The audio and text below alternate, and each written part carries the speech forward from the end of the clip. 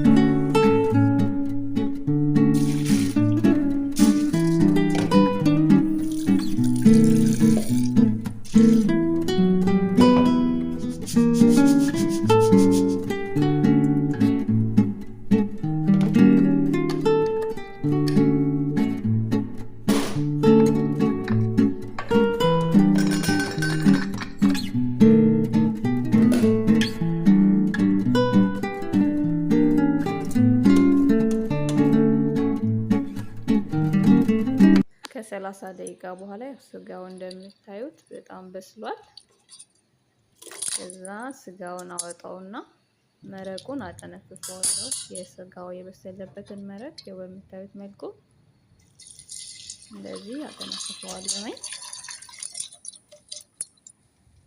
ግማሹን መረቅ ለሩዝ እጠቀመዋለሁ፣ ግማሹን ደግሞ ለራሱ መልሼ አንድ ላይ ስለምጠቀመው ታዩታላችሁ። እዚህ ጋር ግማሹ መረቅ አደረኩኝና የበጠበጥኩትን ጨመርኩ። እዚህ ጋር ደግሞ ቅቤ ነው የአረቦች ቅቤ 1 ማንኪያ ጨምራለሁ። ከዛ ቅድም የበሰለውን ስጋ ጨመርኩ መልሼ። ከዛ ለአንድ ለተወሰነ ደቂቃ እንደዚህ ከድኛ አንድ ላይ እንዲዋሃድ ተወዋለሁ።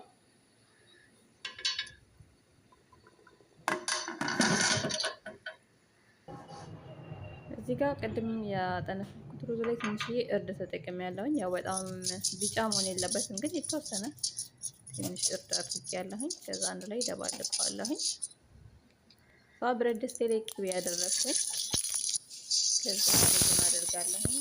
ሩዙን ትንሽ አምስት አድርገው ቅድም ያስቀረውትን የስጋውን መረቅ ነው የጨመርኩት እና ደግሞ ተጨማሪ ትንሽ ውሃ ተጠቅሜያለሁ። ስጋዬ በዚህ መልኩ ሆኗል። እዚህ ጋር ደግሞ ለውዝ ነው። ለውዝ ያው መጀመሪያ ትንሽ ብራውን እስከሚሆን ድረስ አምሰውና ከዛ በኋላ ቅቤ አደርግበታለሁ ማለት ነው።